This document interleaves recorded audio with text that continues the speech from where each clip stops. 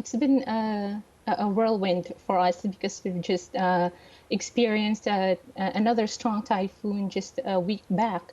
And recently, we've received news that the typhoon has affected more than 300,000 families and around 1.5 individuals in 12 regions. So that's really massive. And a total of 16 casualties has been reported so far. The casualties are actually caused by lahar or mud flow, which devastated several municipalities in Albay and burying thousands of houses under the mud.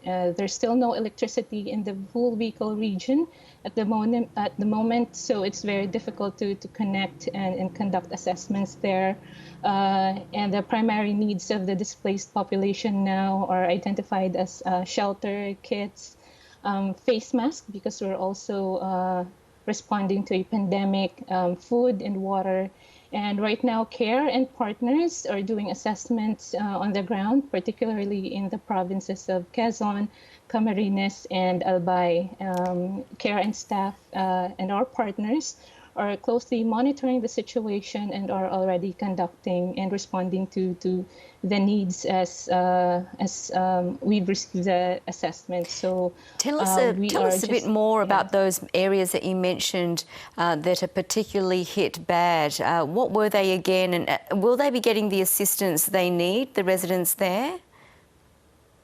Yes, one of the major challenges that we have right now is the area where the typhoon first made landfall is an island. It's relatively remote, so the government is still arranging transportation to go into the island and for humanitarian groups to also conduct assessments. So the Philippines is an archipelago. We're surrounded by different bodies of water, and so it's really also very challenging to conduct assessments right after the typhoon hit. So we're really doing our best now to get into these areas. Indeed. Was there adequate warning for residents to try and get out of harm's way? Have most of them been following government advice?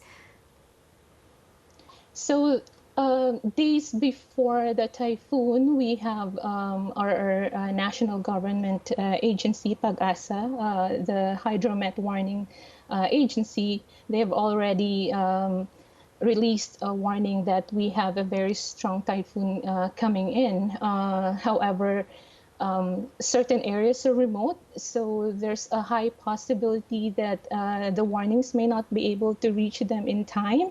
So it's really very important that we communicate not just the warning, but the risks involved as well. So that's also something that the government and civil society organizations such as CARE are working on very closely. And how can international partners help?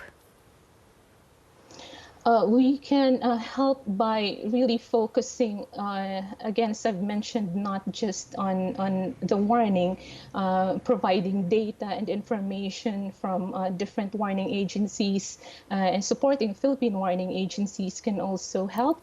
Humanitarian mapping groups can also support in identifying areas that need help. With satellite imageries, they can detect which areas have been badly hit. So support such as these, technical support and humanitarian support, are really much needed at the moment. And how do you see the monsoon period panning out? Is the region expecting a lot more extreme weather to come? Yes, so actually just a few weeks back, the warning agency PAG-ASA released a La Nina warning towards the end of the year and well into the first quarter next year. So we are expecting more than the usual heavy rainfall as we've experienced in the past two typhoons, which really caused massive flash floods and also lahar. So we are expecting more typhoons actually towards the end of the year, and the local government's unit have already been warned that we are expecting La Nina. So it's really again communication at the earliest and also the most appropriate time is very important and key at the moment. Indeed. Mary Joy Gonzales, thanks so much for sharing your experiences with us. We really appreciate it. Thank you. You're welcome. Thank you as well.